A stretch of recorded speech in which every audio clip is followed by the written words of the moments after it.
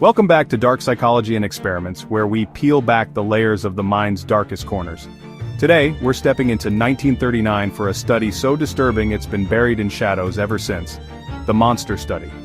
What happens when you take innocent kids and twist their words, literally, until they break? This isn't just science, it's a nightmare. Stay with me, because this one's unforgettable. Picture this. Iowa, 1939. A psychologist named Wendell Johnson had a theory about stuttering.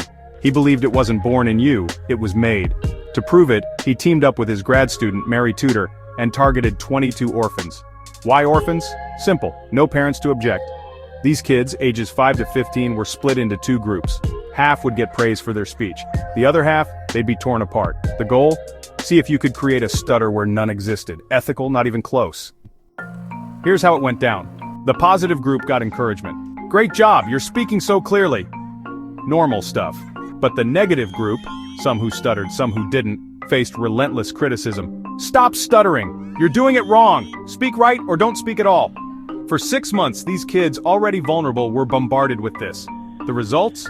Chilling. Kids who never stuttered started to hesitate, stumble, even go silent. One girl stopped talking to strangers entirely. Their confidence shattered, and for some, the damage stuck for life. They called it the monster study for a reason.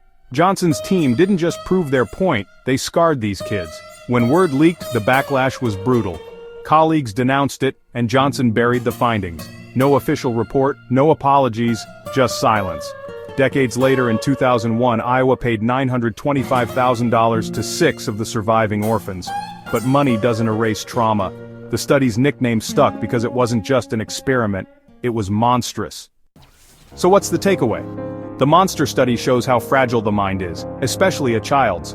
Words aren't just sounds, they're weapons. Tell someone they're broken long enough and they might believe it forever. It's dark psychology at its rawest power over perception wielded without mercy. And it begs the question, how much of who we are is shaped by what others convince us to be? This wasn't just a study, it was a warning. That's the twisted tale of the monster study. If this hit you hard, smash that like button and drop a comment. Could words really break you like this? Subscribe for more dives into dark psychology, and hit the bell so you don't miss what's next. Until then, watch what you say. It might echo longer than you think. See you in the shadows.